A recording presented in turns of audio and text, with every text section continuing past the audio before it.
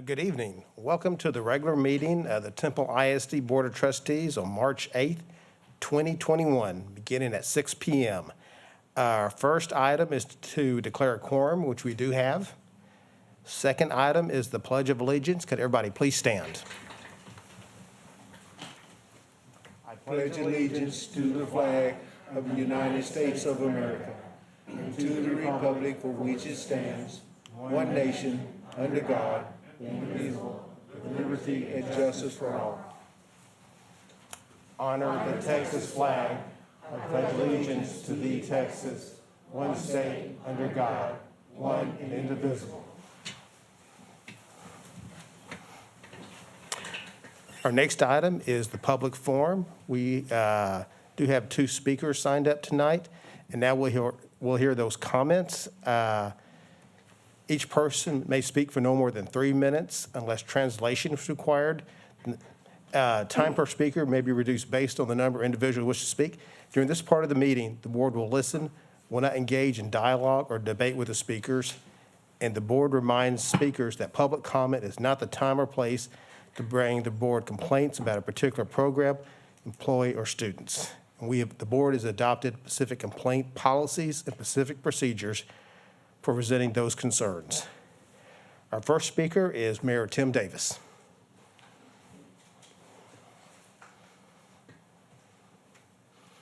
And welcome, Mayor Davis. Good evening. Thank y'all for giving me just a minute. I just wanted to attend this meeting tonight to thank y'all for your help with the city's efforts during the snowvid, or Storm Uri, or whatever we're calling it. Obviously that was a heavy lift, and it's something that we hadn't done, that I don't think any of us had ever experienced. And in all honesty, the city wasn't real sure how to do it either. But, a list was made. We started working through the list, and one of those was to open warming shelters. And then the next question was, how are we going to get people there on these icy streets? And as usual, Temple ISD stepped up and found a solution. And I was talking to a mayor friend of mine out in West Texas, and the city of Temple opened 6 warming shelters. They opened 2. And I asked him how well they were, attended, how well they were utilized. And he said, well, not very well, because we couldn't get anybody there. And then whenever I told him what our school district had done, it was like a light bulb went off in his head. It never occurred to them to come up with that solution. So not only did y'all send buses and drivers, you also sent a mechanic's truck with a plow in front in case the bus wasn't able to access the door. So, it's all about taking care of our most vulnerable. It's all about, we are here to serve the citizens. The city of Temple is, TISD is. And I can proudly say that with the partnership of the city and of the school district, I think it was job well done. So thank you all very much for your help with that.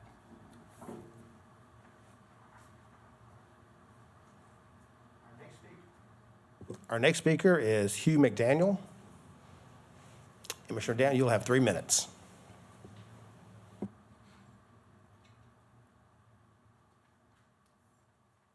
Good evening. Thank you for allowing me to speak. What I come to bring out is some information about wearing a mask.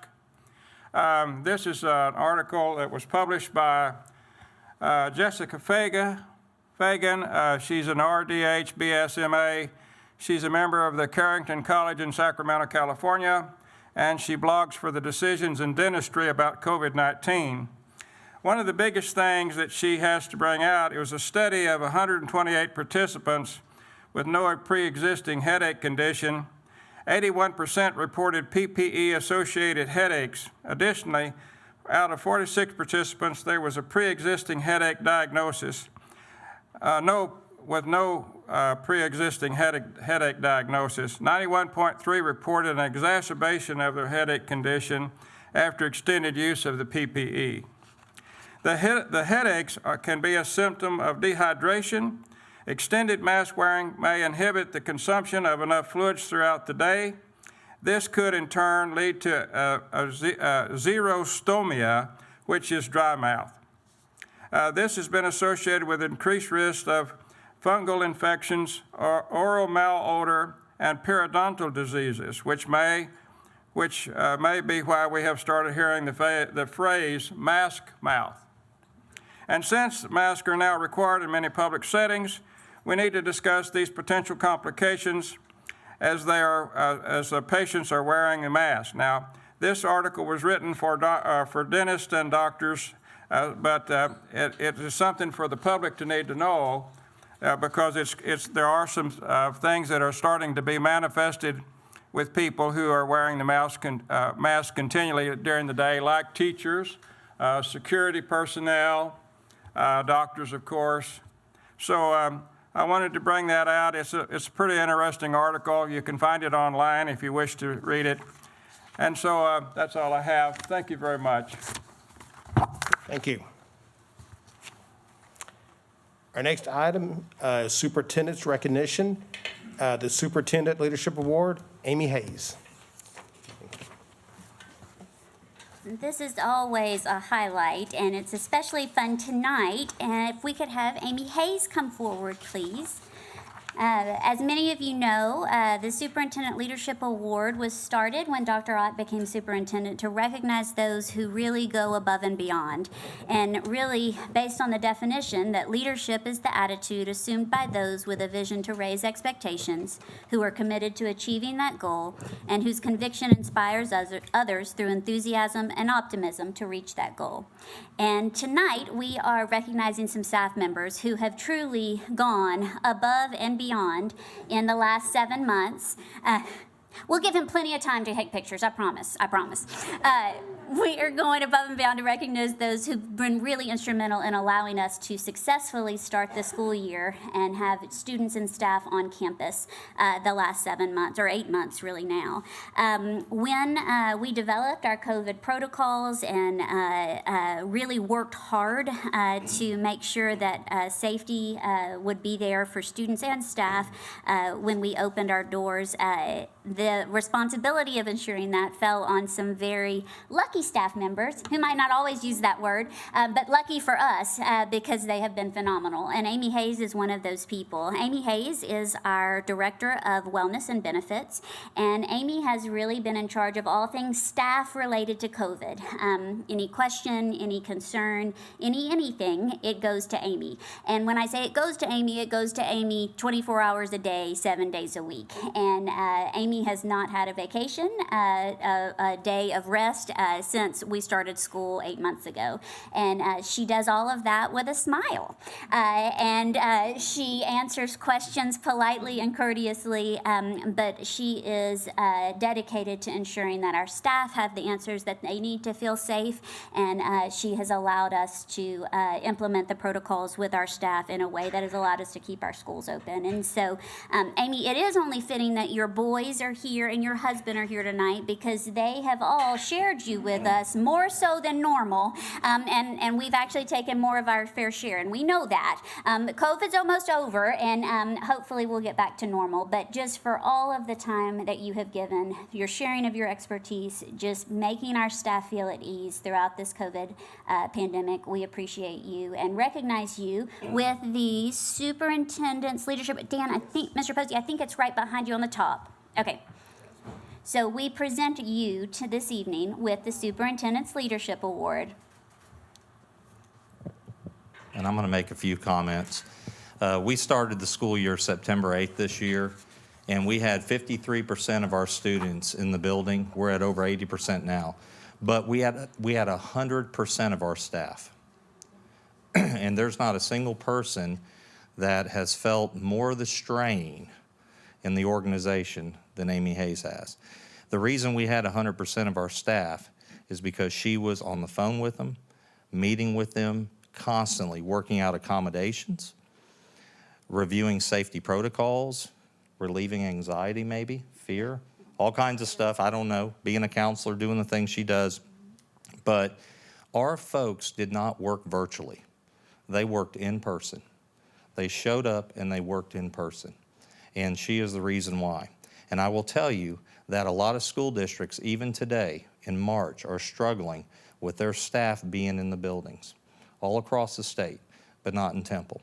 I am so proud. I mean, she is the perfect person that we could have had through this unfortunate crisis. She has done a fantastic job. Amy, that doesn't do it justice, but, and I know it doesn't.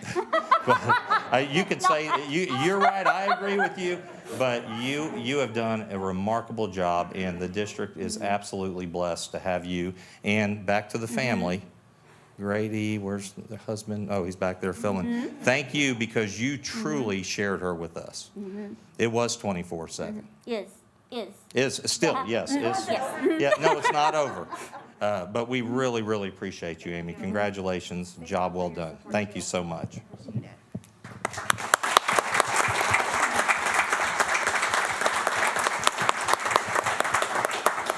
I just want to say on behalf of myself and the board, can't even begin to demonstrate our appreciation to you, what you've done for the safety protocols, for the vaccine. And there's so many things you've done to keep us up and running, and to basically keep the health and welfare of our staff and students foremost. And we wouldn't be able to be back in school like we are if it wasn't for you and your staff. So thank you very much. Yeah. All right. I think we shake hands this way or take pictures, or Why not? bend the We'll board. just pick I know, well, let's not shake hands, so let's just, We we're can do the still, middle? yeah, so let's move that way, there we go. And we'll take a picture. Gotta be careful with the picture. Boys, hey boys, do y'all wanna get in the picture? Y'all go ahead, y'all go up with mom. Grady, my understanding is you've already been in my office today.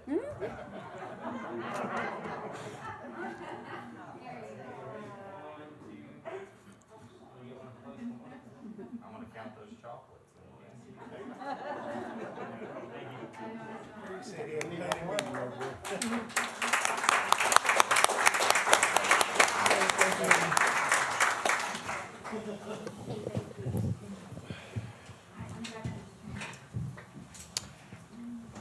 Our next item is the Superintendent's Leadership Award for Kim Glawe and the Health Services Department.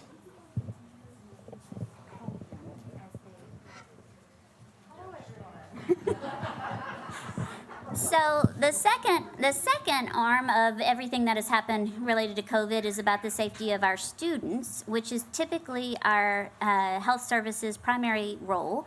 But this last 8 months, they have really stepped up to support the safety of students and staff as well. So very similarly to Amy, Kim Glawe, who is our Director of Nursing and Health. I'm sorry, I should say Director of Health Services, who's handing out the awards right now. Kim, along with Amy, have really been at the helm of all the case reporting and monitoring for COVID-19 cases. They've worked with the senior leadership team. They've worked with Bell County Health District. They've worked with medical entities across town to make sure that our staff and students had the resources they needed. And they've worked really around the clock and without hesitation.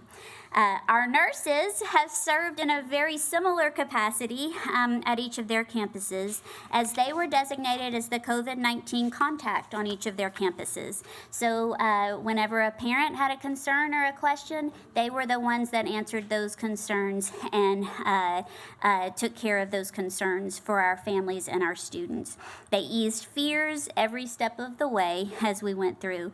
In addition, they volunteered to help administer COVID-19 vaccines all across the area, and this was written before this even happened, but they're getting ready to actually host a clinic to give our staff members COVID-19 vaccine doses starting the week after spring break. So they will do that for 6 weeks to ensure that our staff can have access to the vaccination. So really perhaps the best way to summarize anything that these ladies have done and what Amy have done over the last 8 months is a phone call from Dr. Ott that they received one evening, and you never like those, but this one, was they received a call that Bell County Health District had excess vaccines because that was when the weather started to turn cold and driving conditions were not great. So the Bell County Health District offered offered them to us to give to our staff if we could organize a vaccination clinic in less than 24 hours and get that many people dedicated to come and get the vaccine. And sure enough, within 12 hours, everything was ready to go.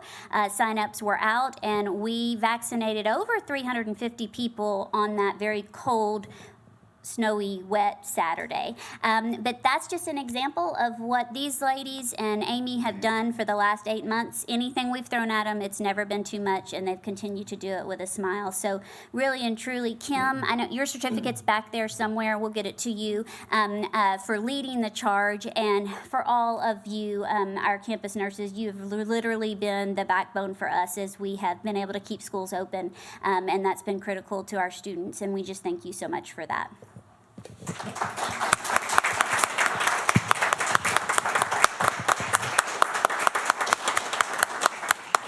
So this is the dream team right here. Mayor Davis was talking about how people work together. This is a group that has served the community. Early on, they were helping Baylor Scott and White.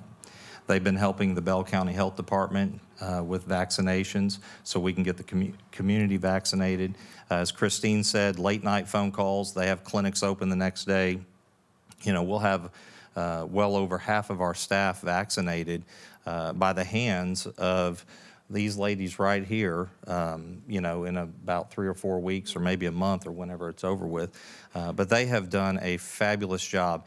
There is a student side to this too, and this is the reason why, one of the reasons, maybe the primary reason, we have over 80% of our students in school, because they trust their campus nurse. They trust what's going on campus. They talk to parents all the time. This is like Amy Hayes divided by 15 or 18 or what have you, because they're talking all the time to campus personnel. Kim, where's Kim at? She's over there. Kim, I appreciate you. You're the one that has to receive the phone call, and I'm sorry about that. But I appreciate you, and y'all are just fantastic. You're truly amazing. You don't get enough credit. So we wanted to make sure to recognize you as a team in front of the board. Thank you for really turning a crisis year into, I think this, you know, we're working this out as smooth as possible, and it's been at your hands. Truly appreciate it. Thank you so much.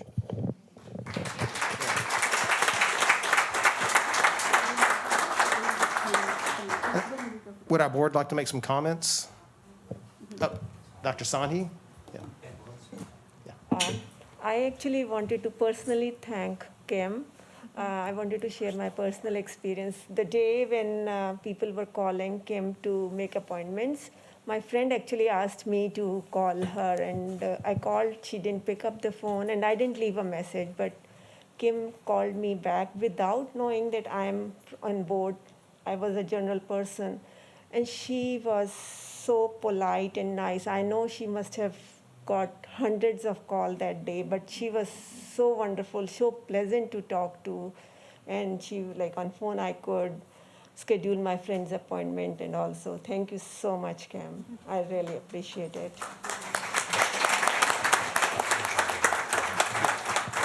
Is any other comments? Yes,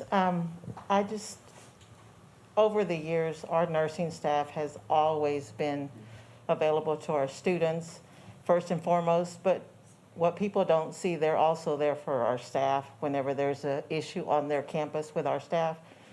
And this year, with everything that's been going on, starting back in March, y'all have really stepped up to the plate. Y'all have alleviated concerns and fears from our students to our staff and to our parents. And that's helped them be able to send their babies to us because you're on the front line helping them. Thank you so much. I'm still amazed that y'all turned the vaccine clinic around. I think it was like 6 p.m. phone call you got. I have no track of time. Yep, from Judge Blackburn, and we got the vaccines to the clinic. It was like 12 hours. I mean, it wasn't much. No, to the clinic was up and running. I mean, all the infrastructure, y'all worked overnight that morning, and you had, it was about 225, 250 vaccines? 325, yeah. Amazing, just overnight, and it was very efficiently done and very effective. Thank y'all for everything. Appreciate it. And now we need a really good picture. And so, Kim, if you don't mind coming in the center Yeah. with Mr. Posey and Dr. Ott. Sure. And Christian, how far do we need them to move in? So I can probably get maybe a foot or two on the other side of the sides. Y'all all turn in on your side. There you go. There we go. Yes. That's what I said. Yes. Yes. Mm-hmm. Mm-hmm. Hey, 1, 2, 3. Look, one more. 1, 2, 3. I got it. Thank you so much, ladies. Thank you.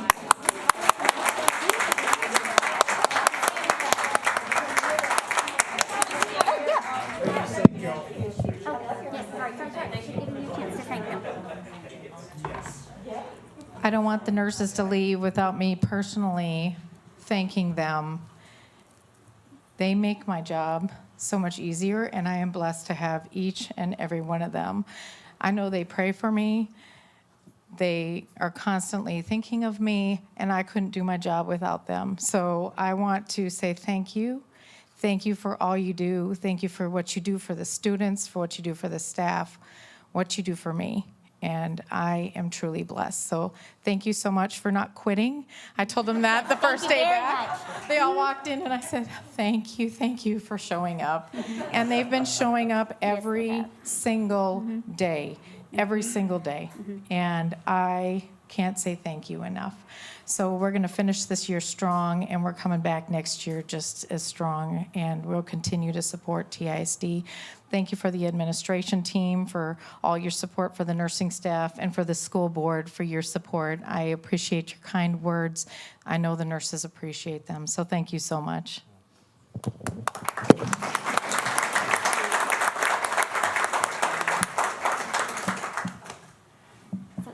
Y'all are welcome to exit the way you came in. That works.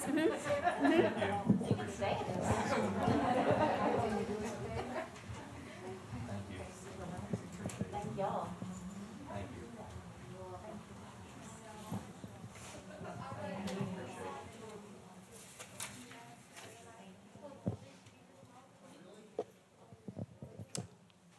Our next item is the Alumni Spotlight, Skeebo Reichert. Skeebo, if you want to come up to the front with Mr. Posey and Dr. Ott, I'm going to read a little something for you. But Stephen Skeebo Reichert is a proud 1985 graduate of Temple High School, who is also a Lamar Middle School Bearcat alum. Skeebo is a success story of someone who battled dyslexia while in school, but he learned how to use his talents in visual arts to open his own photography and film business. He established his business, Photos by Skeebo, in Temple over 25 years ago, and his work is highlighted in multiple print and digital publications across Central Texas. He credits much of his success to his teachers in Temple ISD, who encouraged him along his journey. Skeebo still recalls the kindness of his teachers, who balanced their authority role in a way that still allowed them to be relatable and develop relationships with their students. One of his favorite memories, are the kids gone? Okay. In high school was when he and a group of friends pulled a prank on assistant principal Cobb. As Skeebo described, we sat on the lawn in front of the building at lunch with lawn chairs and an iced-down bucket of IBC root beer, which looked like a bucket of beer. So Principal Cobb saw us and came storming over. Once he saw it was root beer, he was relieved and laughed. Skeebo is still well known for his sense of humor, but his incredible sense of determination, perseverance, and resilience is unparalleled. Learning to embrace challenges as opportunities to reach your maximum potential is something that we want for all students, and that's why you are our Temple ISD Spotlight this month. Congratulations, Skeebo.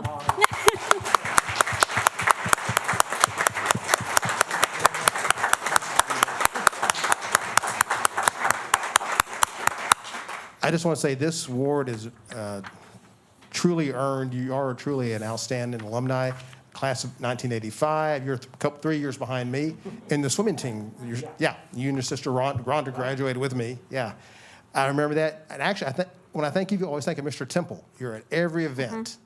You're everywhere in town. And you're everywhere for the district events. Thank you very much for everything you've done. You've been part of Temple and part of TISD. So again, thank you very much. This is richly deserved. Well, I appreciate it. Thank you very much. Do you want to recognize anybody out there? You do have some people with you. Okay. I'll tell you what, I wasn't in school with Skeebo, but after I got to Temple, I got to know him as fast as I could. He is the most brilliant storyteller. I love seeing how he goes out to different events and tells a story with photography and with film. And I have worked with him in any position, volunteer or paid, to help tell that story. He makes Temple just look good. He makes TISD look good. And I'm so thankful that you're here to do that for us. So I really appreciate you and your friendship. You want to say something? Well, I don't know what to say. I'm shocked. And I could never predict when I was in high school that I would be up receiving this. I had no Many more way. stories like that, and you might not have been. Right, exactly. So I think it's best that I keep my mouth shut now. And thank you very much. Yeah, I'd like to introduce my mother, Betty Reichert, and my father, Preston Reichert, and they're here to support me tonight. Thank y'all for being here. Thank you. Congratulations.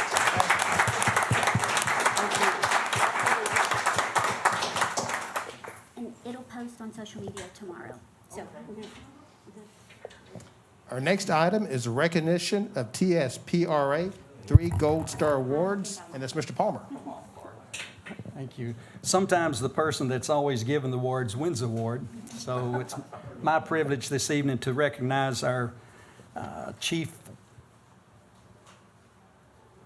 What do we decide that it's Chief would be great.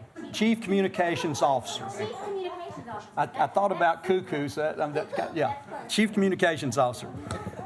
This award is from TSPRA, and so let me just read this recognition to you. The Texas School Public Relations Association presented their annual Star Awards at the organization's annual conference in February.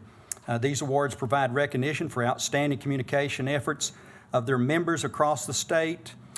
Districts can submit entries used during this previous school year, so this is actually 1920, to be judged, no, it's actually 2021, to be judged by the panel of PR experts and then awarded either bronze, silver, gold star, or best in class. A gold star is given to entries that not only achieves its purpose with noticeable creativity, craft, and skill, but in the opinion of the judges, does so in an exceptional way. Temple ISD submitted 3 projects for judging. One was a campus guide created by Christine Parks. The second, the Chamber of Commerce membership directory ad that's also created by Christine. And then the third was the campus logos created by both Christian Hernandez and Christine Parks.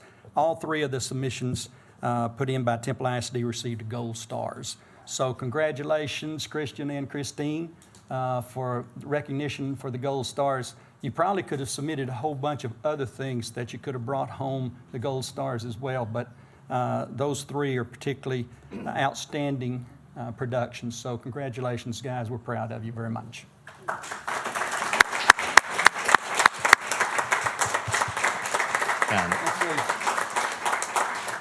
I'll make a few comments. Well, first of all, when you think of an organization this size and you hear communications department, you think it's more than 2 people. It's not. This is it right here. I mean, this is it. And we're one of the largest entities in the entire city as an organization. And not just in my interview for the job, but outside of the interview, all I kept hearing was Temple ISD has to do a better job of telling their story. I heard that over and over and over. And they have done a fantastic job on taking the content, making it of professional quality, and pushing it out all over the community in a way that people can understand it. And we have a rally behind the school district now that is very strong. And that's because there's a story they can get behind. And the reason we have that story is because everybody that works here in the community and so forth, but the people who tell the story, that's what gets people behind it, right? That's how they can understand it. And Christine, you've done a fabulous job I know it's not easy working with me, but you have done a great job, and you respond very quick. Christian, you have done a great job as well, coming in with some of the things that you've done in terms of creativity. But I truly appreciate what you've done for the school district, excuse me, what you've done for the school district. You've done a great job. I just want to say it's night and day. Our communications PR since y'all both took over. It's amazing, the product that's been put out, the recognition the district's receiving, things that we've earned, but y'all have got the message out there. And the quality work y'all have done. Several times I've asked, was this contracted out? And y'all did it. I mean, that was a compliment. That was a compliment that it was extremely professional work. And so appreciate that. So thank y'all again for everything you do. Does anybody on the board have anything you want to say? I just wanted, oh, sorry, Ryan. I just wanted to say that I agree that it's just light years from what it was before as far as getting our story out to the community. And you all are so talented, both of you, and it truly makes a difference. I really think you have made a big difference for us, so thank you. Let's get the picture here in the middle. Step in the middle. Yes. You might want to edit that photo, Christian. I know.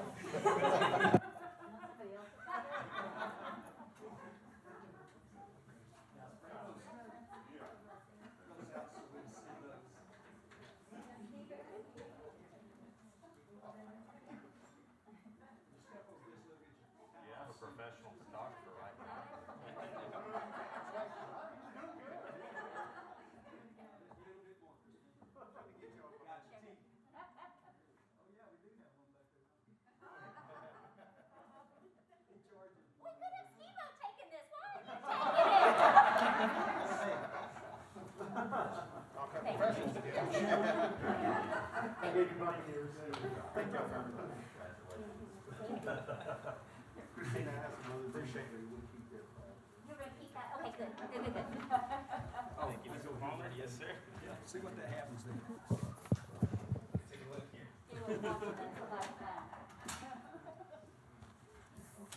Mr. Posey, while you get back there, I have a quote from Dr. Ott during the storm when he called Amy because she wanted me to write it down. She answered and he says, Amy, this is Bobby Ott. You got a minute? She says, well, there's a tree on my house and my electricity's out. And he said, well, good, let me talk to you a second. So that's pretty much a quote. That I believe. I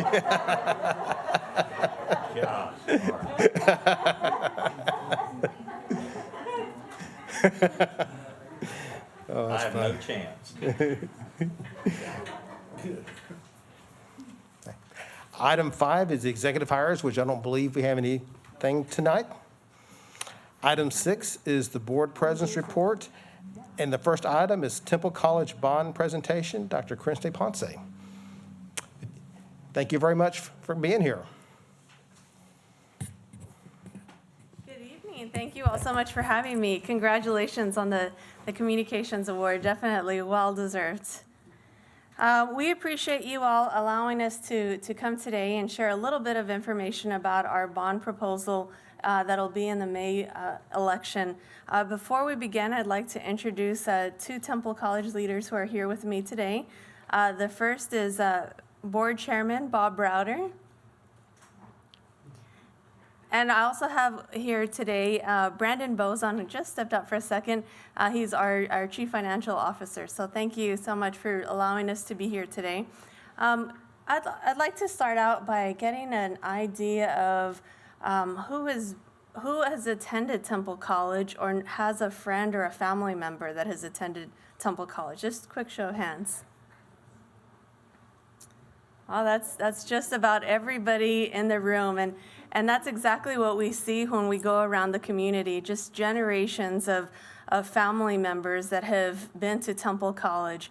Temple College has been trusted in the community for 95 years, and so now with this bond proposal, we are building for the future. I'm going to go into each of the projects in more detail, but I just wanted to give you a quick summary of each of the projects first. Our first project, in no particular order, is a major health sciences expansion, about 42,000 square feet of new facility and about 12,000 square feet of renovating our existing facility. The second project is a Temple College main building.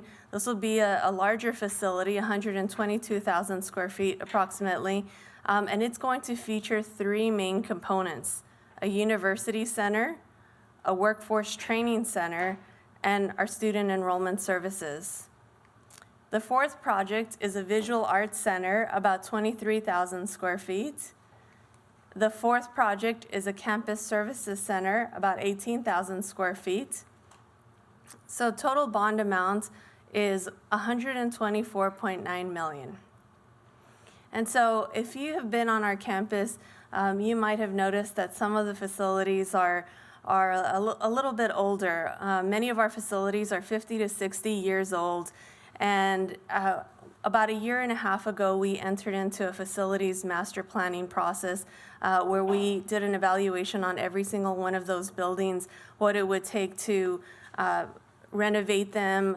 We looked at mechanical systems, HVAC systems, did they have the proper technology? And so as we went through that process, we found that many of our buildings were really end-of-life buildings. It would cost more to renovate them than it would to just put a new building. And so there was a lot of need on campus. And as we looked at programs and what our students need, what employers needed, not just now, but in the future, we knew that a renovation of new facilities and technology would be important. And over the 50-year period, we've been great stewards of taxpayer dollars. We've only pursued $33 million in general obligation bonds. So for a college campus, that's very little in comparison to an older institution that has a lot of buildings. And so I wanted to quickly show you a location site of each of the campuses. So for our Health Sciences Center, it is an add-on to the existing Health Sciences Center on the east side of campus, just to give you an aerial of where that is. And the reason why we are looking at a major health sciences expansion is Temple College is committed to addressing the shortage in healthcare workers. As you know, we have several healthcare programs, and we have 100% job placement in those programs, and many of those students stay here in Central Texas. We want to train more graduates. Our partners have talked to us about the need for even more healthcare professionals. So we are committed to increasing capacity in all of those programs. We have doubled the size of our nursing program, and we are increasing the capacity in several of our other programs.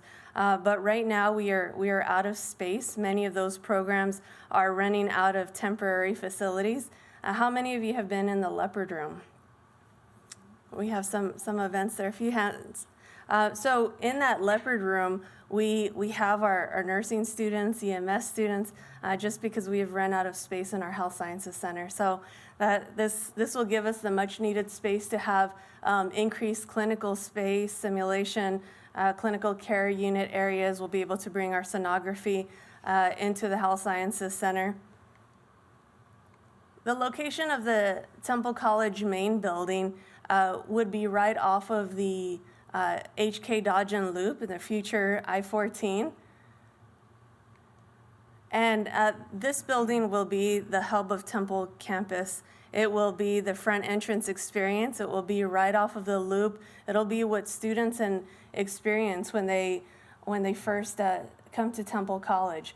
And I mentioned that there are three main components that this Temple College main building will be featuring. The first component is a university center. The reason why a university center would be so important, it would allow students to earn a bachelor's degree here in Temple. We're currently working with our partners, Texas A&M Central, who do deliver four-year degrees here on the Temple campus.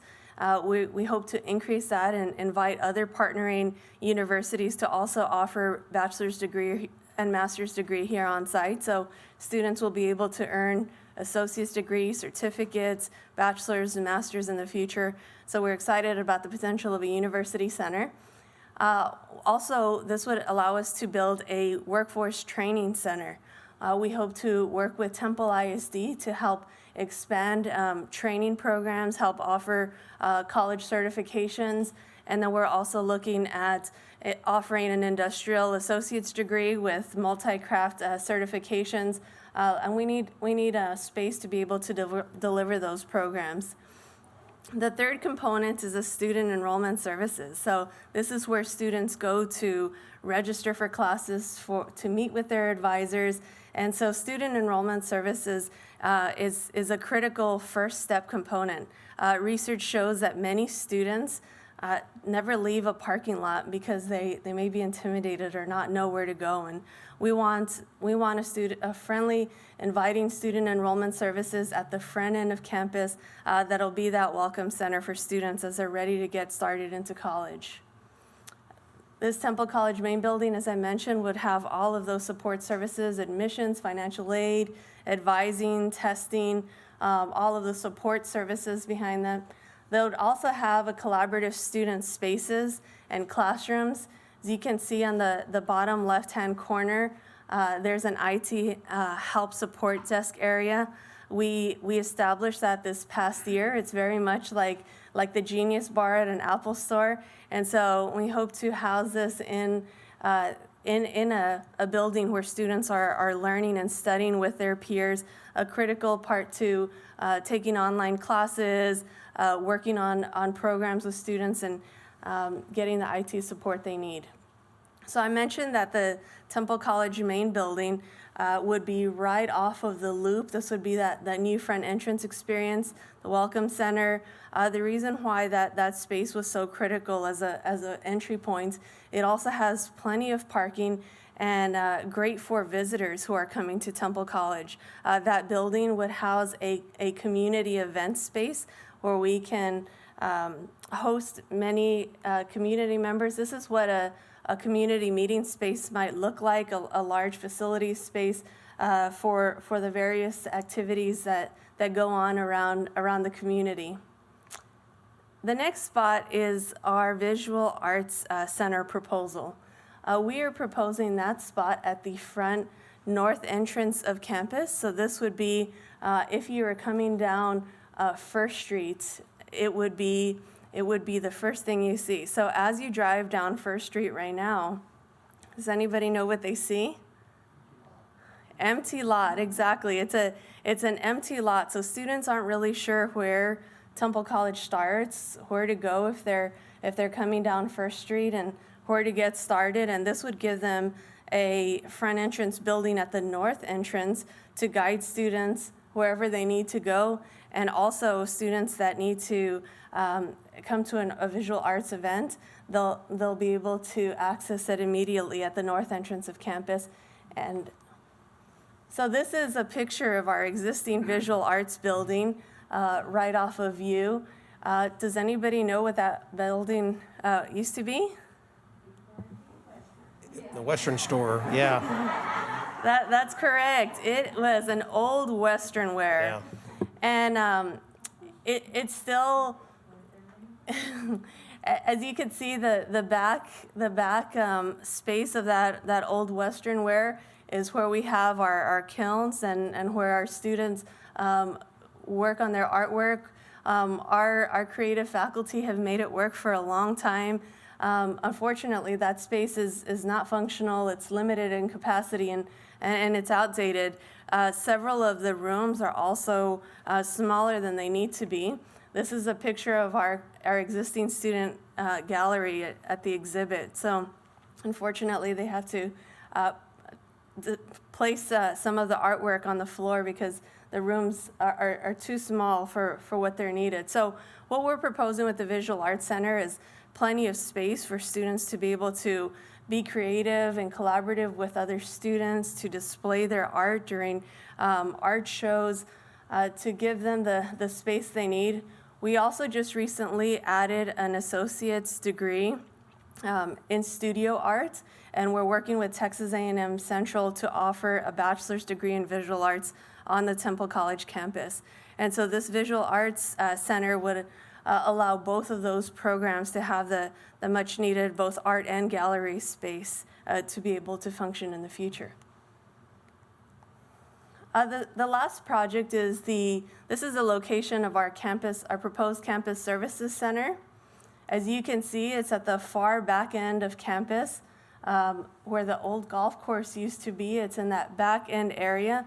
Currently, our campus services center is located up at the front, right where the proposed new Temple College main building is, that front area right off of the loop.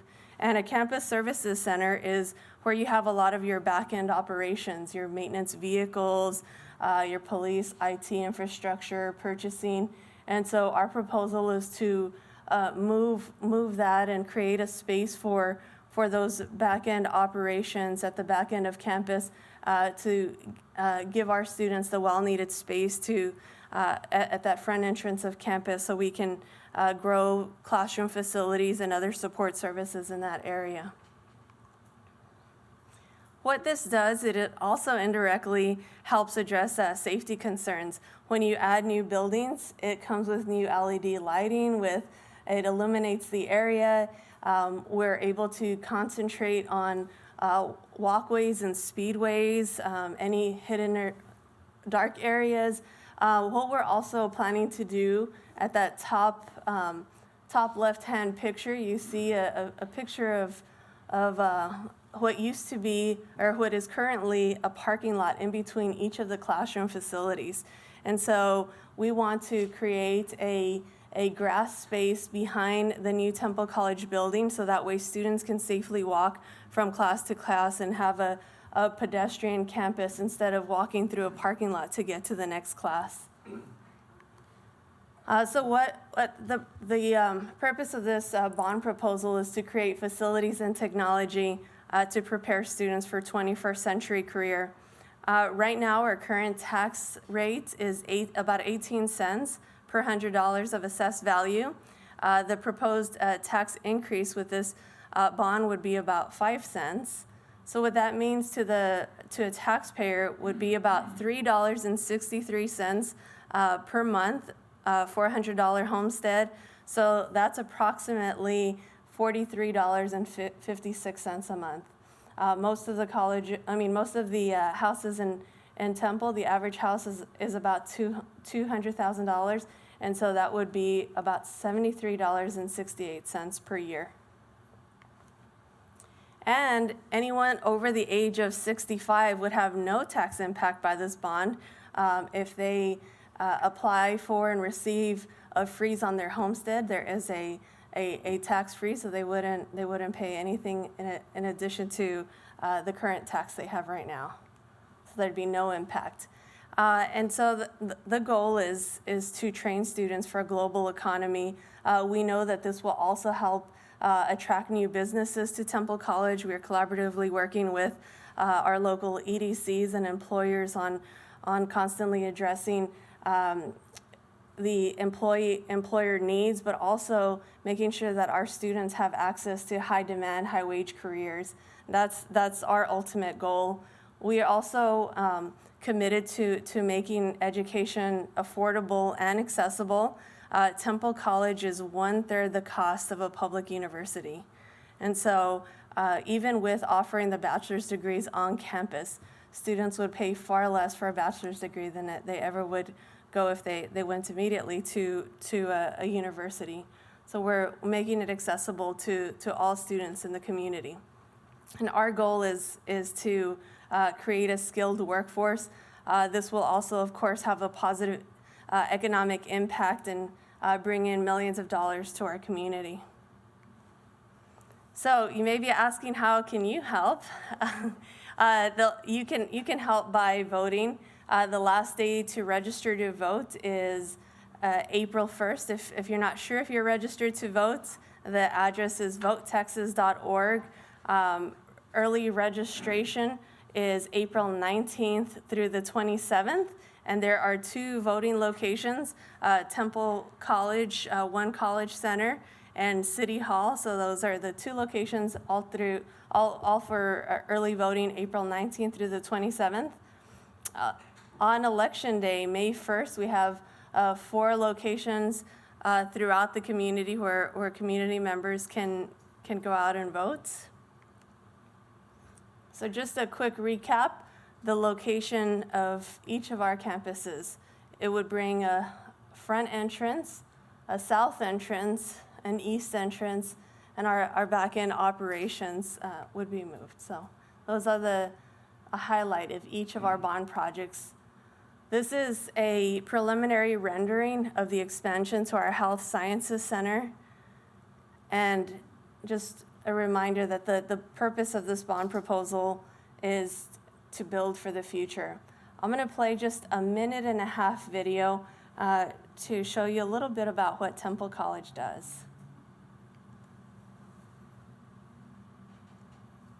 Ready for college? If so, think Temple College first. Temple College offers affordable classes at 3 locations in Central Texas. We serve everyone, from high school students who want to get a head start on college to older adults who want to come back and train for a new career. If your goal is to transfer to a 4-year university, Temple College has partnered with other colleges in the area to make sure your credits transfer to the program you want. Temple College has a reputation for academic excellence and offers programs in everything from visual and performing arts to high-demand career fields such as healthcare, business, computer programming, criminal justice, education, engineering technology, and more.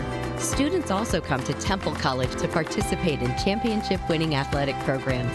Our early college and middle college programs help high school students earn an associate degree while they are still in high school. At Temple College, you can put together a schedule that works for you. We offer both day and evening classes, as well as an extensive online schedule. Small classes means you have the opportunity to develop close relationships with faculty members. Our Business and Continuing Education Division offers short-term courses you can take to improve your skills at home or on the job. And our Adult Education and Literacy Division helps residents earn a high school equivalency or improve their language skills so they can enter the workforce. So if you are ready for college, think Temple College first. Temple College. Success starts here. Thank you so much for allowing me to share a little bit about Temple College and the bond proposal. I have provided a summary sheet of the bond projects, and also the next slide, if you will, Christine, is my email address and my direct line. If anybody has any questions on the bond, you can also visit our bond website at templejc.edu/bond for more information on the bond. But thank you all so much, and I'd love to take any questions if anybody has any questions. Have you ever looked at doing any more satellite locations like you did the Hutto Taylor area? We're constantly looking at possible locations and expansions. We have a pretty large service area. Right now we are looking at expanding all of our dual credit offerings with all of our school district partners across different areas. And once one of those becomes larger, then we'll look at a satellite location. But we have 2 satellite locations right now. We have one in Taylor and one in Hutto. And then, as you know, we have our TBI over in the Baylor Scott and White building. So we will definitely look at possible expansions in the future.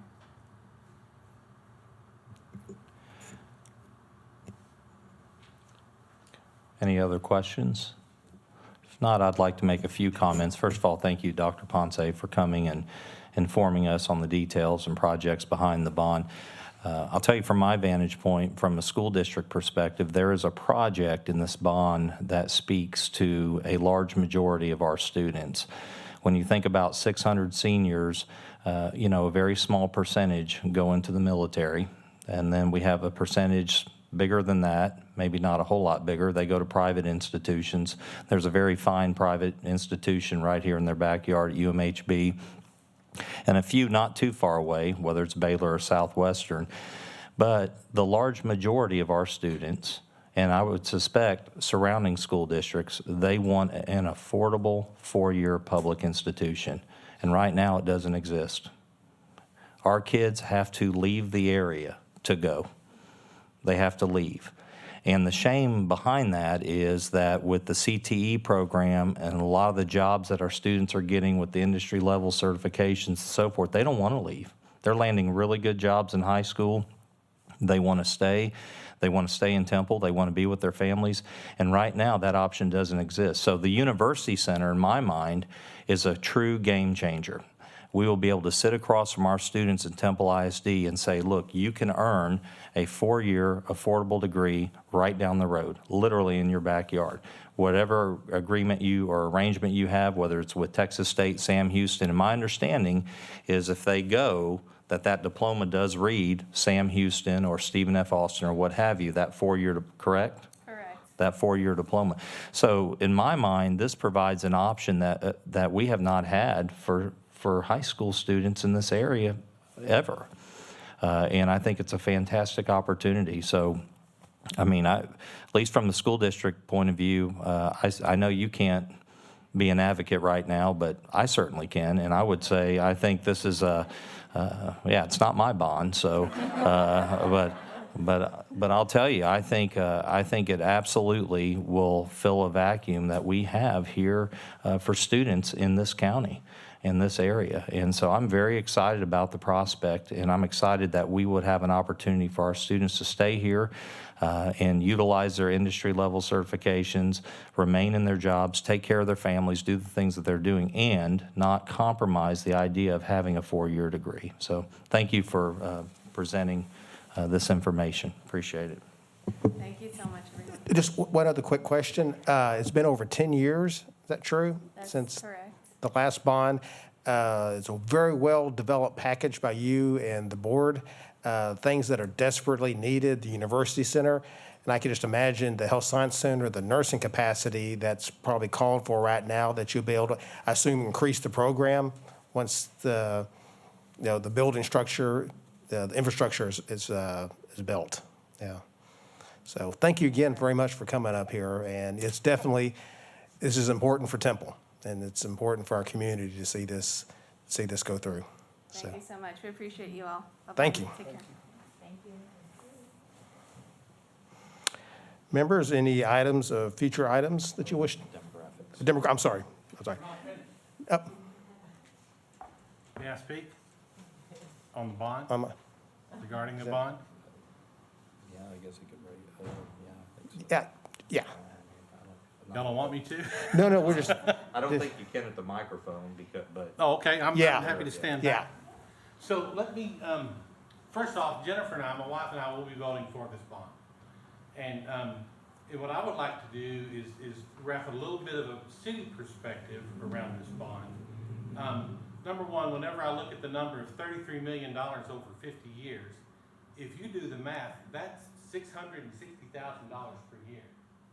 From a city's perspective, that buys 2 trash trucks a year with a little bit of money left over. Kegley Road is being rebuilt with taxpayer dollars, and that's $5 million a mile, times 3 miles. So once you put in $660,000 over a 50-year term, I think it shows that Temple College has been very good with their money. From an economic development standpoint, for the city of Temple, we have companies that come to us all the time, wanting to know what it would take for them to be able to locate their business here. What they ask for first is, do you have a place for us? Do you have a piece of land for us? Can you give us easy access to I-35? And the last thing they ask is, do you have a workforce that can fill our place? And the thing is they're not looking for any more. They're not looking for the high school educated kid. They're looking for someone that at least has an associate's, maybe a 4-year degree, to fill those spots. I heard this just the other day. It's not verified, but I heard somebody give a presentation about this, and they said someone with an advanced degree, with that degree, makes an average of $22,000 more per year in their salary because of their education. And if you figure a 45-year or so career, that's $1 million. So someone with an education that they can get right here in over their career lifetime, can make another $1 million. And what that does is that buys houses, that buys retirement, and that also puts their kids through college. So this is a way that we can work toward Temple helping people break that generational poverty right here by passing a bond that's going to cost my wife and I less than $120 a year. So it's not my bond either. This side is much more fun than the Temple College side. But at the end of the day, we're in the people business, right? It's not about the trash trucks. It's about getting the trash away from somebody's house. It's not about the road. It's about getting them from one place to another. So again, Jennifer and I are for this, and I hope that you will be too. Thank y'all very much. All right, thank you, Mayor. Next item is the demographic study presentation, Bob Templeton. Welcome. Thank you very much for coming tonight. You're welcome. Good evening, Board President, members of the board, Dr. Ott. It is my pleasure to be with you tonight. I've only done a handful in person. It's good to be back in person, not doing the virtual board meetings. I almost feel like I need to go back and redo my projections after watching the first 30, 40 minutes of your board meeting, because there's a lot of positive things that are going on. We tend to do our work around jobs and housing. So housing is the real focus. How many housing units are added? And tonight I'm going to share with you our perspective on what we're seeing in relationship to Temple ISD. And no surprises here, on the economy side. I'll touch a little bit high level on the economy. No doubt the pandemic has caused a huge disruption to the economy. We were rocking along, prior to the COVID-19's impact on the economy at some of the lowest unemployment rates that we had seen in over 50 years. Then when the pandemic, it shot up the unemployment rate. You can see from this graph where we have tracked the unemployment rate for the Temple region. The Temple region has been a couple of points better than what we're seeing across the state. So things are a little better here than what we're seeing in the rest of the part of the state. The unemployment rates did drop pretty significantly when we started to reopen business. They've bounced around for the last couple of months due to some, resurgence of some COVID cases. So it's bounced around a little bit. I think from this point forward, it's going to continue to get better as more and more people are vaccinated. We are getting really good at doing that. I've been vaccinated. My parents have been vaccinated. My daughter's been vaccinated. And my son-in-law is a doctor, and so he's, he's working right now in the Gatesville Hospital, so just down the road. So we are seeing some pretty significant advancement. That's going to do nothing but good things for the economy. The major area of the economy that's hit right now is leisure, hospitality, restaurants, travel. It's not huge for this area specifically, but to the south, it's very significant in Austin and in San Antonio. But I do expect the back half of this year of 2021 is going to be a significant improvement in the economy. Locally, we are seeing some distribution expansions. The HEB distribution center is expanding. The Niagara Water is expanding. Just to the north, Amazon Fulfillment Center is going to be built, so Amazon is expanding its presence. To the south, Austin, and you may not feel like it, but you're kind of in the ring of Austin. When I say that, there are folks that live in this area that will be working in the Austin region because Austin continues to grow north. The Central Texas corridor is getting the attention of businesses across the country.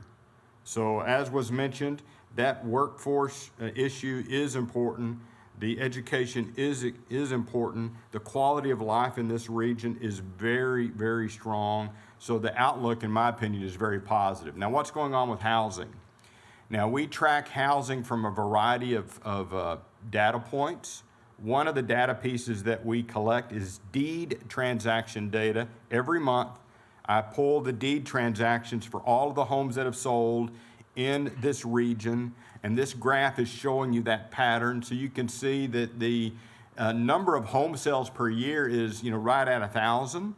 That does include existing homes for sale and new homes for sale. Now, what's important to watch here is the new home portion of that graph is accelerating. So we are seeing a surge of new home construction in Temple ISD. That doesn't make sense from the economic perspective. When you've got a record-breaking unemployment, but yet the housing market is having some of its best years ever. And so, but it is a function of what's happening. Because of COVID, it has advanced certain trends. One of the trends that has advanced, it was already taking place to a small degree before the pandemic, and that was remote work. So remote work was happening before the pandemic. The pandemic happened and it accelerated it. And I can tell you that there's a large amount of the remote work that will not be going back. Our firm is an example of that. Now, we're a part of a national research firm. We've got 12 in my division of education demographics. There's 400 across the country in 40 offices. We've already made the decision that we're going to be closing 20 offices in the next year and a half. Now, we're not laying off any employees.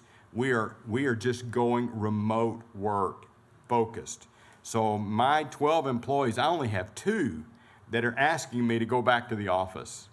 And that's because they've got small children at home. And so they are ready to go back to the office. But my other 10 are saying, Bob, I want to work remote, and I want to work remote permanently. That's what's happening. Now that has some implications on some society changes.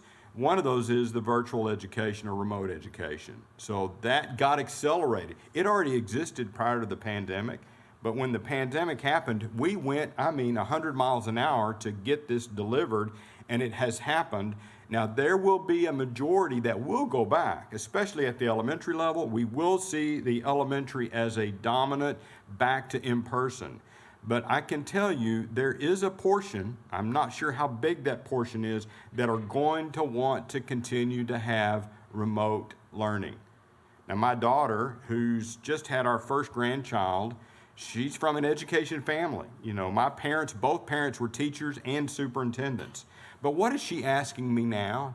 She's going, Dad, what's going to happen in 5 years and 7 years? Do you think we'll be able to, this is how the younger millennials are dreaming about the future in education. They're wanting to know if they're going to be able to go into the public school system, but then what if we want to go somewhere for a month while, her husband does some doctor work in a different region? Will we be able to pull our kid and do remote learning and stay in the public school system? And I'm like, that's a great question, but I really don't know how that's going to play out. But these are the things that millennials and those younger families are starting to think about. Now, back to the housing. Average price for a new home in Temple ISD is going up. It was about $150,000 in 2010. In 2020, this last year, about $210,000. I suspect it's going to keep going up at a pretty healthy pace. Probably it's going to go up into about $250,000 range for a new home in Temple ISD. Your neighbors to the south, Austin, much, much higher than that. So even at $250,000, it's still affordable compared to what the rest of the state is seeing. Average price for an existing home is also going up. It was about $131,000 in 2010. In 2020, about $172,000. Now, here's a map of your school district, your elementary attendance zones. This is just starting to tell the story of what's happening with housing in Temple ISD. Those green shaded areas are your active subdivisions that are building homes right now. The yellow shaded in area are the future subdivisions. Now, this is giving you a picture of what the developers are thinking. The developers are investing significant time and money to get new projects on the ground within Temple ISD. In that Ray Allen attendance zone portion, there's approximately 2,000 lots planned to come into that portion. Now, how do I know this information? This is information that we get from the city when we interview and contact the city. It's also information we get from the developers. So when those developers start their due diligence process, it can take them, a significant amount of time to get these plans through the process. So it is happening. Now, you're also seeing some stuff in the Garcia zone, But then we've got this really big one up in the north that I'll give you some details on in just a little bit. There's about 540 available lots for builders to build on today. That's typically indicating that the pace is about 200 to 300 homes per year, new homes. That's about what we're seeing right now, about 300 new homes per year. But they are about 1,000 lots that are active in the development that will be delivered within the next 6 to 8 months. Probably trying to get them delivered to make that summer housing push. So about 1,000 lots that are actively, and there's another, there's a total of 6,900 that are in that future stage that will be delivered over the next 2 to 4 years. Now, some of the details. This is the Legacy, which is in that far north. It's in the Kennedy Powell Elementary Zone. This is your largest, I'm going to call it a master planned community. So it would have multiple builders. It's in its early stages. So it's still in the early stages with the city, but it roughly represents about 4,000 single-family homes. Now, this is the type of development that would have different components, some retail, some majority, a lot of it would be single-family. There could be some multifamily, but it's a mixed-use development. The type that would normally have multiple builders would mean that it would probably be producing about 200 to 400 homes per year just in this development. Now, there again, it's in the early stages. I don't want to be too alarming in the numbers yet for that development, but ideally it could start groundwork toward the end of this year.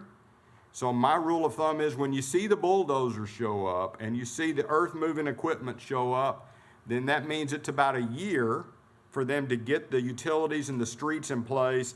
Then you'll start to see the beginning of the single family construction. So you'll notice home building estimated to begin toward the end of 2022, which would mean it would likely be the 2023 year when you'd start to see occupied homes. That's if everything really were to work pretty smoothly. Now, also in that area, Willow Grove, which is 203 future lots. The preliminary plat was approved this past December. Estimated home building to start this spring. Now, the important piece to this little slide on this one, it's D.R. Horton. D.R. Horton is the largest home builder in the country. I'm sure you're familiar with them. They've got the big billboard up on the interstate. They are the #1 builder. And when they're kind of dipping their toe in the water here to see how it's going to be for this region, but when D.R. Horton comes in, they probably expect to get through that 200 homes in about 1.5 to 2 years. They will typically build them, and they'll throw down 30 to 40 foundations at one time, and they'll then bring the framing crew in. And so they'll go through that at a very quick pace. Now, just to the next door, there's Monte Victor, 95 total lots, 62 futures. It's really just getting going as well. 33 vacant developed lots. Phase 1 has 33. It is delivered. Home building should have started at the end of 2020. So we should be seeing some early home building going on in that development. Now over in the Ray Allen zone, Pecan Creek South, which is 523 future lots. Phase 2 with 66 lots was rezoned for some multifamily. There is some duplexes that were permitted in February. It has 437 single-family homes, could be beginning in 2021. South Point, 329 total lots, about 147 futures. It's also getting going, about 73 occupied homes there. And groundwork is underway on an additional 110 lots, estimated delivery, middle of the year 2021. Prairie Ridge, 270 lots, 67 futures. First homes at the end of 2020. There's 131 lots in phase 2, which should be delivered for home building in the fall of 2021. And then just to the south there, another future, 500 lots. Temple P&Z approved the preliminary plat this past September. We're estimating that 175 lots should be delivered at the end of 2021, early 2022. And so this site does include an elementary site for Temple ISD. Now moving a little bit west in that elementary zone, the Bend, so a little smaller infill type developments than this portion of that elementary zone, is 59 total lots. There's about 31 vacant developed lots left, and it's estimated to build out at the end of this year. So they're building fairly quickly in the Bend. Just to the south there, we've got Friars Creek Landing. It's a future. 81 future lots. First homes should be starting this May. And then we've got Highland Park Estates, which is 40 future lots. Home building is underway in phase 1. Now the south part of that, just a little chunk of that, is in the Academy School District, but a majority of it is in the Temple School District. Groundwork is estimated to begin on all the lots March of 2021, so we could see some occupied homes, very optimistic there, November of 2021. Bella Terra, 331 lots are located within Temple ISD. There's 105 vacant developed lots available. The remaining lots are estimated to deliver at the end of 2021. Home building estimated in 2022. And that price range is starting at $225,000, goes up to $300,000. So a little bit higher price point in that area of the school district. Now, that's just the overview on the housing side. Now, this is the path that we believe the housing forecast is going to take. So about 200 new single-family homes in the 2021 year, then it accelerates to over 300, and then in that 2023, 2024 year, it goes to over 400 new homes per year, and you can see by 2025, it's going to be at about 550, could be in that 600 range. That's assuming that we've got the Legacy project going and we've got some of those other developments continuing to add homes. I definitely believe the region can support doing 600 homes in Temple ISD. Now, here's what it does to the projections. Now, this year's enrollment was about 8,476. Now, you experienced the same drop in enrollment that we have seen all across the state of Texas. About 3 or 4 weeks ago, TEA announced that this year's enrollment across the state of Texas declined by 156,000 kids. So we work with 90 school districts in Texas. And of that 90, we only had only five that actually exceeded the enrollment and the projection. A majority of them were down in enrollment, and it was related to the pandemic. And a majority of the decline is at preschool, kindergarten, first. We know from our research that they have not left the region, they're here, and most of those pre-K kindergartners are simply not engaging in school. There are some that have gone to the homeschool route. They have not gone in high numbers to private school. They've not gone in high numbers to the charter schools. So we have built in a COVID return. So part of that growth for next year, it's growing almost 400 kids next year. Part of that is the COVID return. So then you'll notice beyond that, now that growth in the 2022 year, that's growth that is associated with the growth of housing. So that, continued growth of housing is what's causing that. You'll also notice, I want to point out the 2023, we're growing at about 180 kids per year. So now we're getting into that 300 to 400 homes per year. And then you can see what it does down the road. So in the back half of this forecast, we're assuming that you're going to continue to build 600 homes per year. Now here's what it does at the campus level. Now those green shaded elementary zones, those are campuses that have portable classrooms. So that's why we're looking at the capacity in two ways. The first column, the functional capacity, is the building capacity without the portables. And then the maximum capacity are for those sites that have portables. And you'll notice the Ray Allen zone, it's going to be above the functional capacity next year. And then Thornton, I didn't highlight Thornton. I probably should have talked about that a little bit. There's a couple of future developments in the Thornton zone as well. They're the Friars Ridge. They have the two Friar names, but there is some future development in that zone, and that's what's also pushing the enrollment at Thornton. And then you'll also notice the Kennedy Powell in that 2023. There again, that's tied to the legacy. So that legacy impact on the Kennedy Powell, that could adjust depending upon what happens on the timing of when that development gets going. But you'll notice your total functional capacity is about 4,972, and by year 2024, you will exceed your total functional capacity. So there will be the need, a real strong need for additional capacity at your elementary campuses.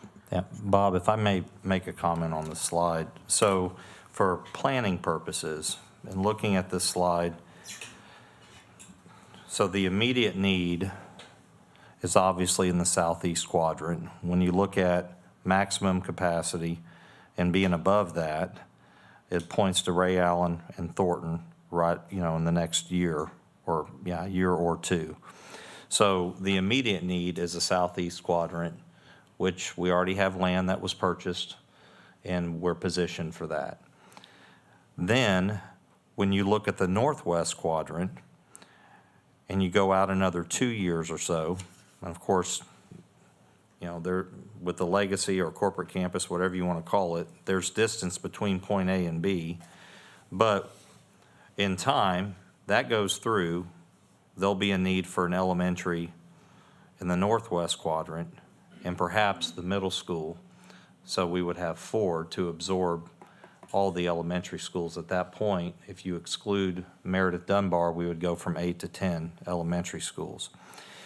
So as far as planning goes, new elementary school in a bond in the near future for the southeast quadrant, plus looking at Kennedy Powell and expanding the classrooms there, and perhaps even expanding a little bit at Western Hills, because you could zone some Kennedy Powell kiddos to Western Hills, free up a little bit of room, but you give yourself some time between the bonds.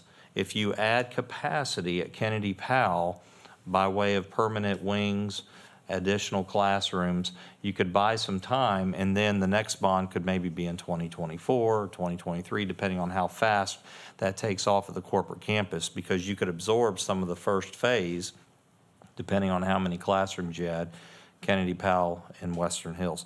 So that's just something to look at and just to kind of put in your mind. Those are the 2 quadrants that we're going to have to plan for.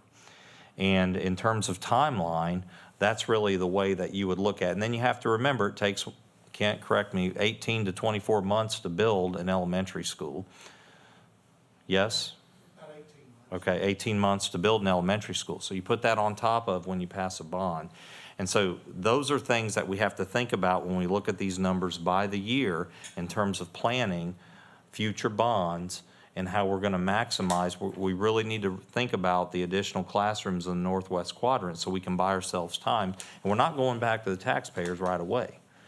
We can stave that off as long as we can and then go to the taxpayers for a very specific essential need of growth in the northwest quadrant. We have to have a school.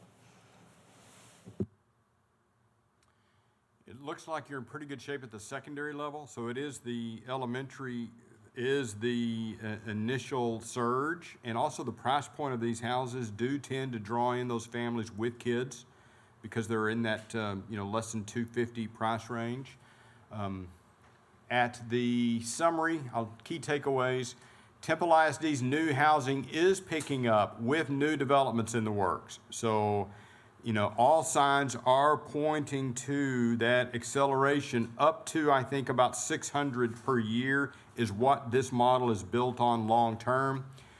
The school district currently has more than 6,900 lots that are in the planning stages, and we do expect it to go from 200 to 600 in a rather short order in about 5 years.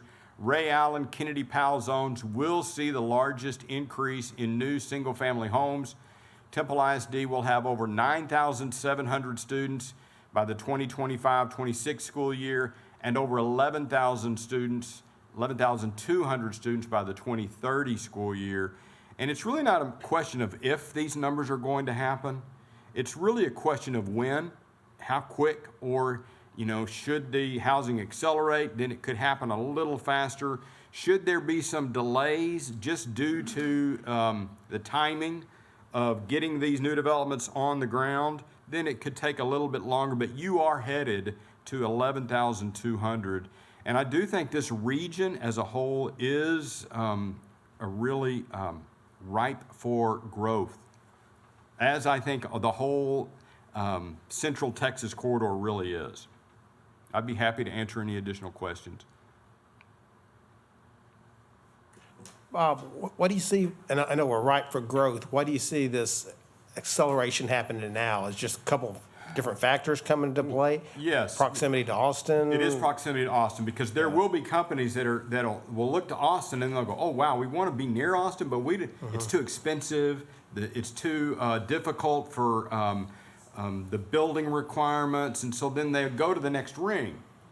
And so then we will see, because logistically, it's I-35. I-35 is that key corridor. 85% of the state's population lives in that I-35, I-45 corridor.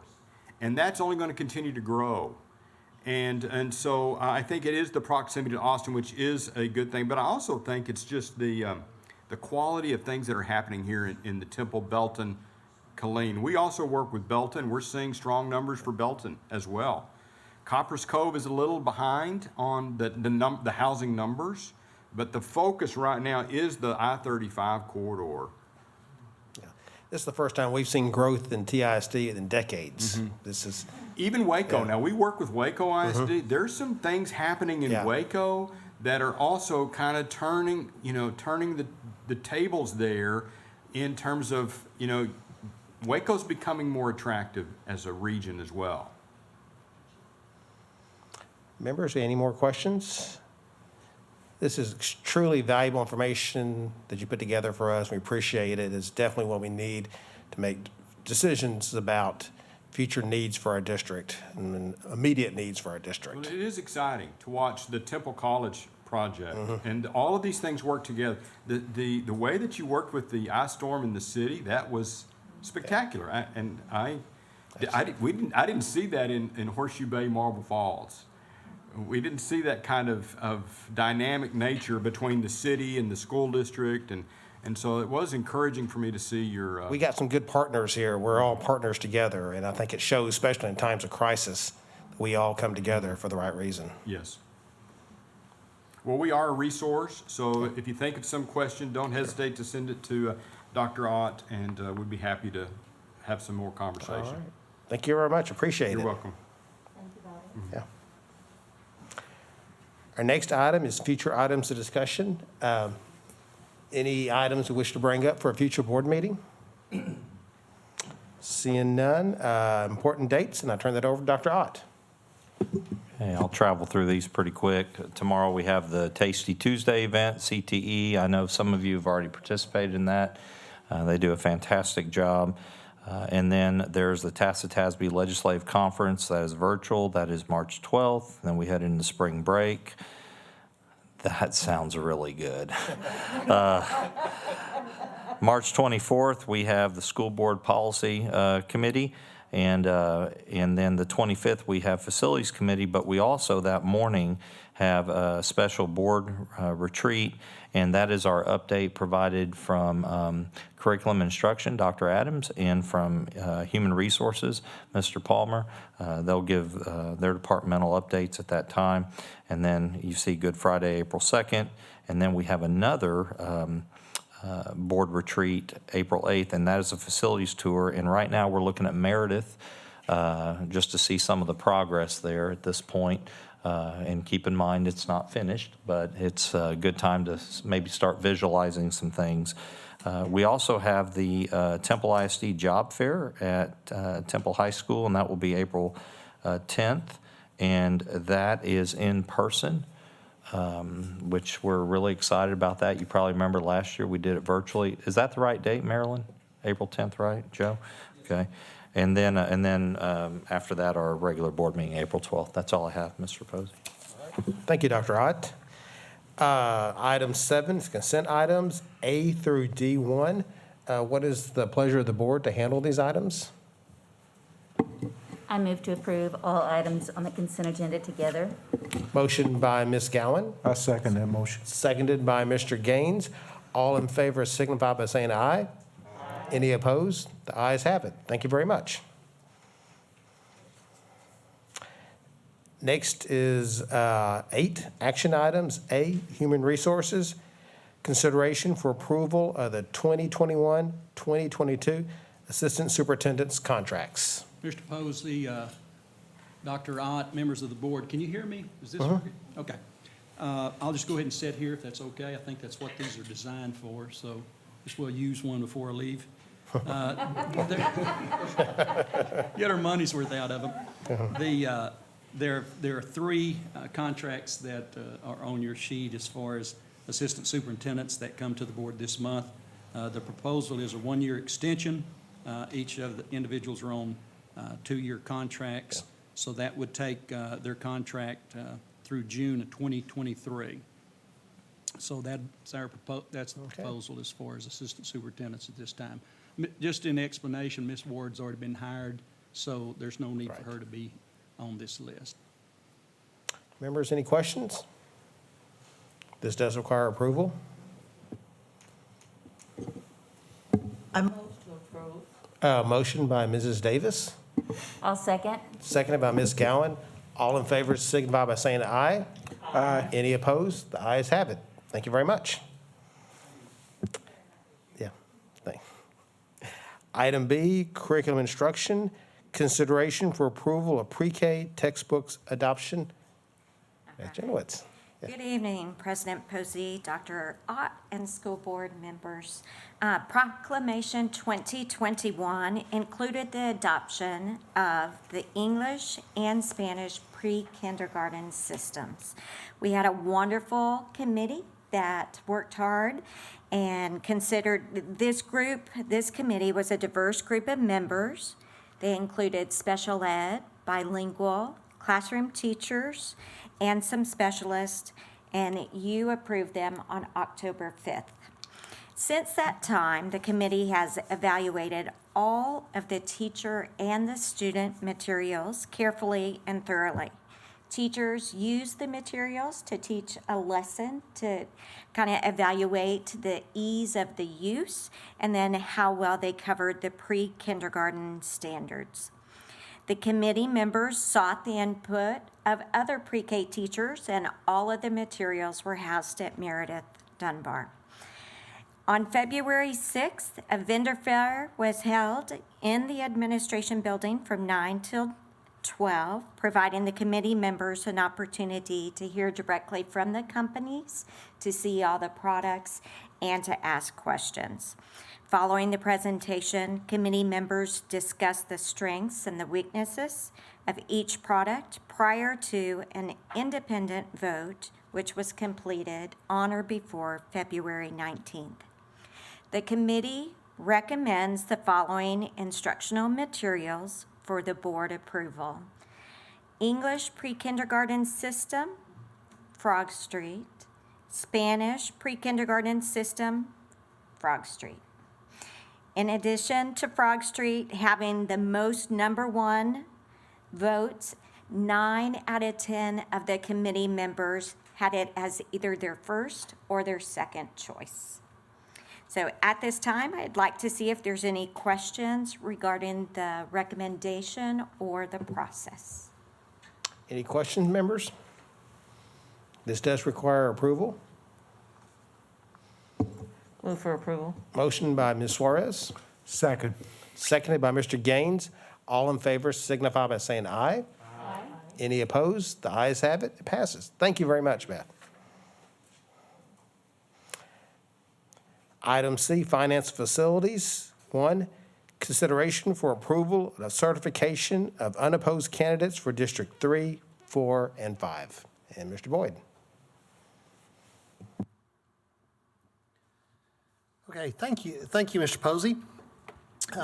School Board, I bring to you tonight a certification that as me acting in the authority for being the person responsible for having ballots prepared, I hereby certify that All three candidates are unopposed, and that would be for District 3, Dan Posey, District 4, Ronnie Gaines, District 5, Sandy Sangi. All three were unopposed.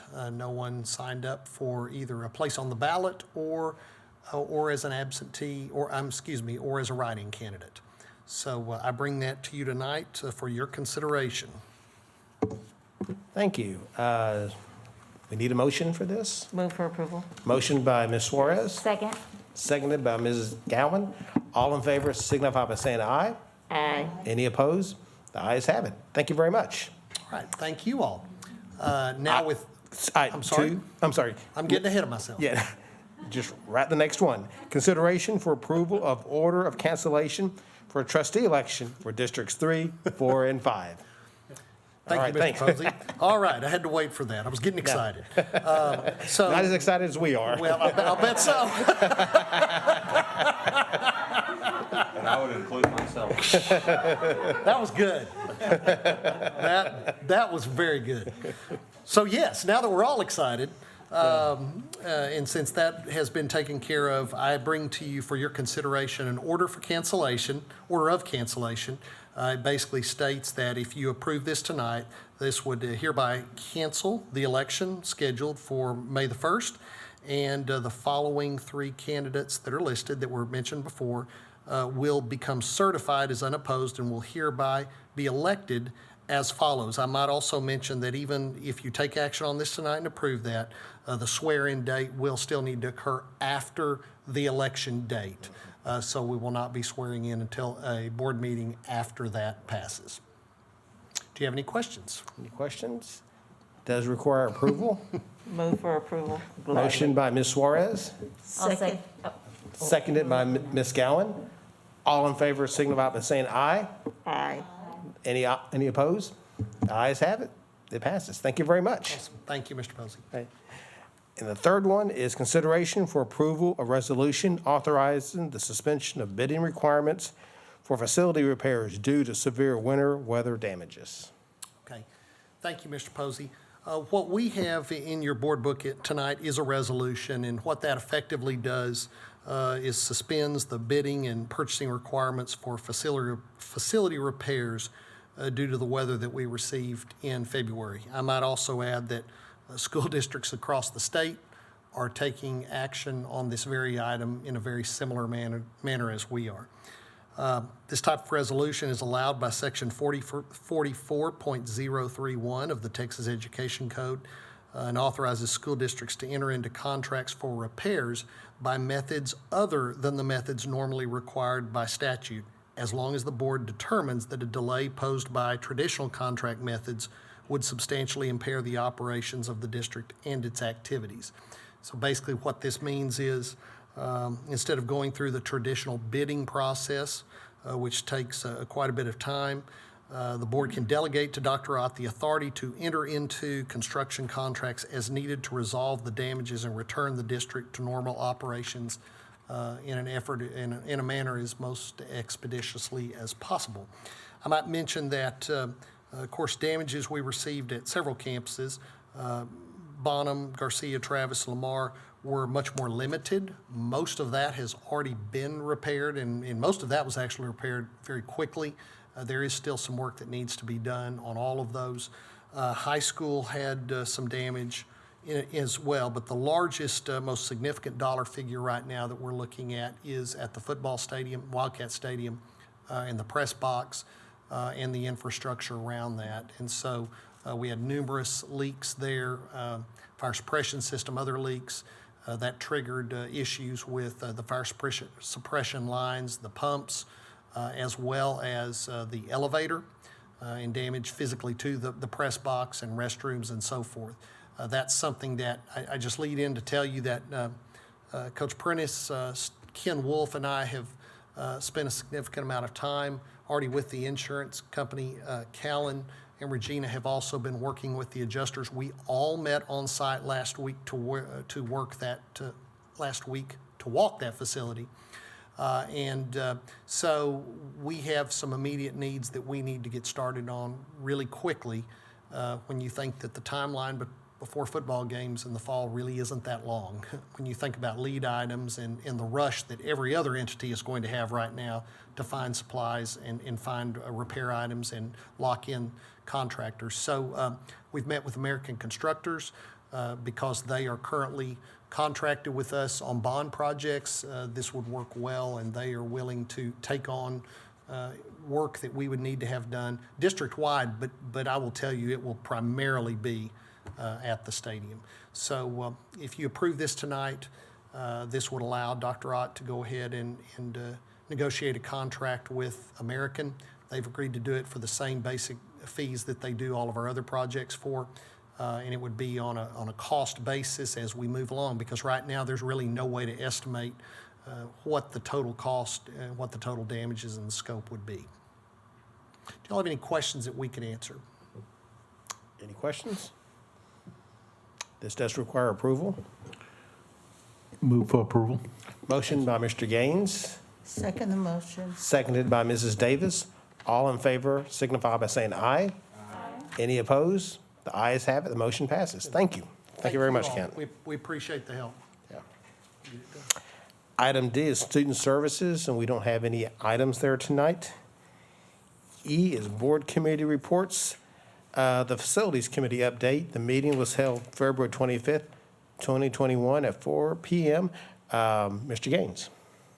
Thank you, Mr. Colby. The meeting was called to order at 4:03 p.m. The public forum part of the meeting, no one addressed to committee during the public forum. And board facilities committee agenda, facility master planning discussion. Dr. Bobby Ott, superintendent, reviewed and discussed items concerning the master facility plan. Discuss also included a future bond planning process and long-term range planning. We're adjourned at 5:20 p.m. Our next meeting will be March 25th at 4 p.m. Thank you, Mr. Gaines. The Policy Committee update. The meeting was held February 24th, 2021 at 4 p.m. Mrs. Davis. The meeting was called to order with a quorum present. A missed school day waiver was presented. TEA allowed districts to request a waiver for school closure from February 16th, 2021 through February 19th, 2021, due to the icy road conditions and power outages. A motion was made by Sandy and seconded by Shannon Myers to approve. The motion carried 4-0. An additional waiver was presented requesting the in-person learning requirement to be waived for Monday, February 22nd, 2021, and count that day was 100% remote instruction due to the time needed to complete building repairs. A motion was made by Dan Posey and seconded by Shannon Myers to approve. The motion carried 4-0. Mr. Palmer presented a resolution allowing the district to make up pay for employees' missed days due to the closure. The resolution would allow payment or making whole those employees who missed February 11th through 12th, 2021, and February 15th through 19th, 2021. A motion was made by Shannon Myers and seconded by Sandy to approve. Motion carried 4-0. DEA local was discussed. This policy will be presented next month. We are working with TSPRA on wording, giving the superintendent the authority to make changes to staff compensation at his discretion when the district is closed due to an unforeseen circumstance. Several policies are discussed and will be reviewed at tonight's meeting. The next policy committee meeting is scheduled for Wednesday, March 24th at 4 p.m.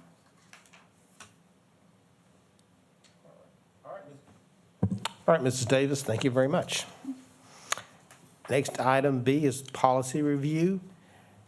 DCA legal employment practices, DC local employment practices, FEA legal attendance, compulsory attendance, FEA local attendance, compulsory attendance, GF legal public complaints, and GF Local Public Complaints. Mr. Hagenberg.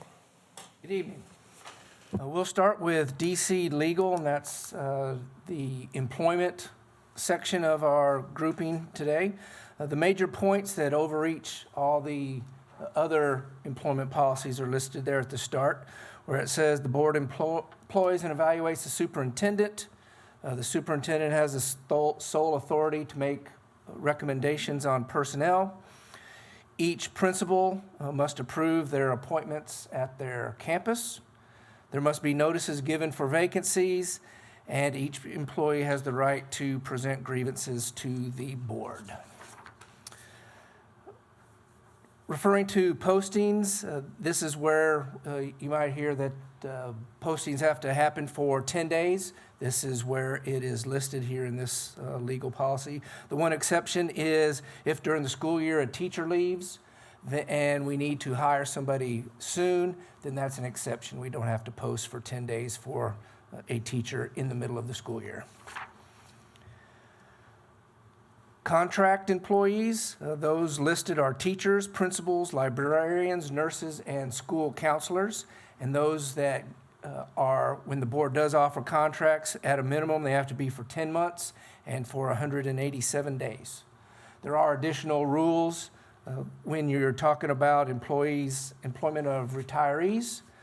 And then of note, a former board member must wait 1 full year from when the membership on the board ends. And that is when your successor is sworn in. That's when your term officially ends. Okay. On the local part of that policy, if you might remember a couple years ago, we amended this, that the board has final authority for contracts for the administrative level, and that the superintendent has been given the authority for employment for those below the administrator level. And you might recognize that when we changed the agenda from, had that point where it says executive hires, that was the sort of the result of this policy adjustment that we had. Okay. Any questions on employment? The student section, FEA legal, talks about compulsory attendance. And state law says that if you're 6 years of age or you've already attended first grade or you haven't reached your 19th birthday, you are required to attend public school. That is the law. And it says you have to attend for the entire period of instruction. So as a default, it's from the first bell to the last bell. You're required to attend. This compulsory attendance also goes over for various programs such as tutorials at after school or summer school if it's required, if the school determines that it is required for them to advance through the academic program, then compulsory attendance applies to summer school and after school tutorials also. The exception for not having to enroll in Temple ISD, one is if you've already been issued a high school diploma or are enrolled in a high school equivalency program. You're either enrolled or you're currently already have that certificate. The second thing is if you're enrolled in a private school. And the third is if you are homeschooled, then you are not required to attend Temple ISD. Another piece is with medical conditions. You can be exempt if you are temporarily unable to attend, and that is, it does make specific things for temporary. Or if you're expelled, then you're not required to come to Temple ISD. That is an exemption from enrollment. When you're talking about excused absences, the state has defined some excused absences for this compulsory attendance.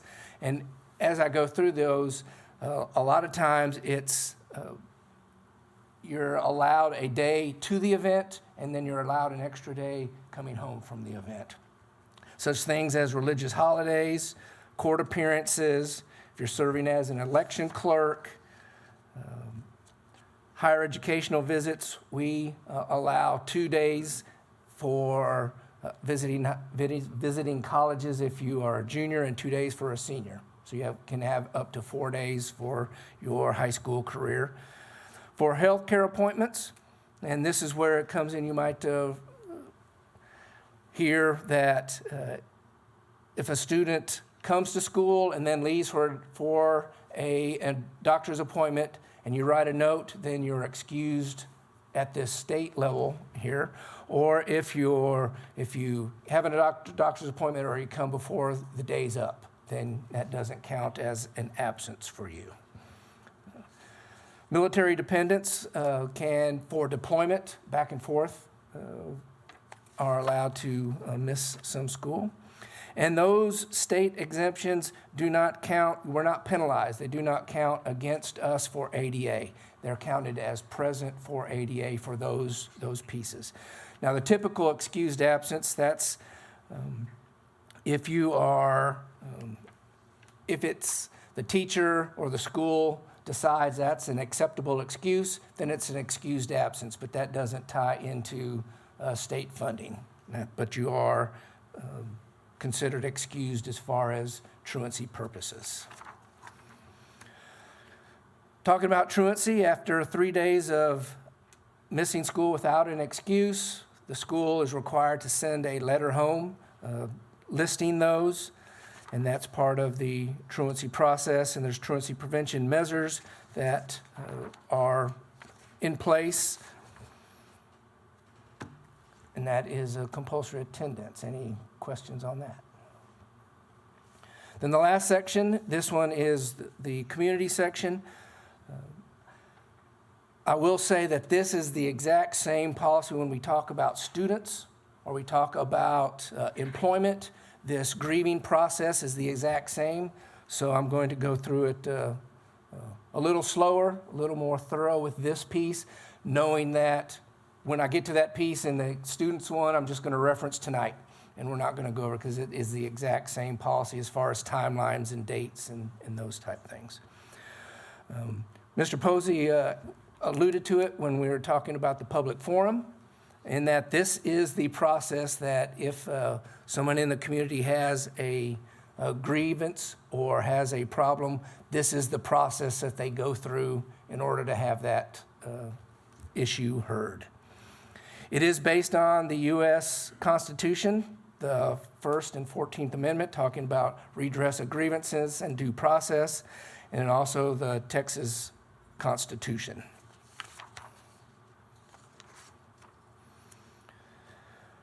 In general, we want problems solved at the lowest level and at the earliest possible time, and that's what we encourage, that informal process of getting issues and addressing questions that the community might have. It's only considered formal when it's written, and we have forms, level 1 forms to start it on our website or can be accessed at central office. And even though the formal process starts, still it's encouraged to try to address it informally if you can. And if it's taken care of even after it's formal, then the person can retract that grievance and it is taken care of. When we're talking about talking about days and talking about the timeline, days is considered school days. So there's typically five school days in a week. So when we talk about 10 school days, we're talking 2 weeks, or 15, we're talking 3 weeks for the most part.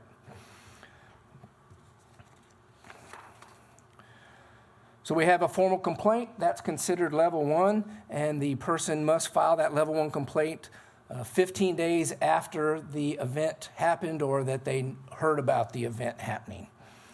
Then when they submit that form to the administrator, who can address that and correct it at the lowest level, and for the most part that's typically level 1 goes to the principal for those type things. the principal receives it, they have 10 days in order to schedule a conference to hear the complaint, to investigate it themselves, get evidence. After that conference, then they have 10 days to submit in writing a response to that person. And that can be either sent by email or regular mail or hand-delivered. If the person isn't satisfied with the level 1 process, then it goes to the level 2 process. Again, it's 10 days that after the person receives the level 1 response, they have to submit the level 2 complaint. For the most part, these complaints, no new issues can be brought up. That would be a total separate process. It's just a typical review of the level 1 process and those issues that were brought up at that particular conference. Then level 2 is typically a central office. It depends on where the complaint lies, depends on typically what assistant superintendent hears that. If they're not satisfied with the level 2, then it goes to level 3, and that is the school board. The person has 10 days after they receive the level 2 response to submit the level 3 complaint. The timeline listed for that for you to hear it is at the next regular board meeting. So there's no 10 days like for the principal or for us. It is at the next regular board meeting. Again, the issues are limited to what was brought up in the level 1 and the level 2. The district determines whether y'all hear that in open session or closed session. It depends on the Texas Open Meetings Act for confidentiality for employees or students. And what's unique when the board hears it, you have several options. You can either make a decision that evening, you can make a decision at the next board meeting, or if you don't decide or don't speak about it at the next board meeting, then it goes to whatever was decided at the level 2 is what's upheld. Any questions on that? And again, that is those timelines, level 1, level 2, level 3, that's the exact same process when a parent or student brings a complaint or when a staff member brings a complaint. Same forms, same process. All right, thank you very much. Members, any questions? Mr. Hockenberg? All right, thank you very much. Appreciate it. There have been no further business tonight. We are adjourned. Thank you very much for attending.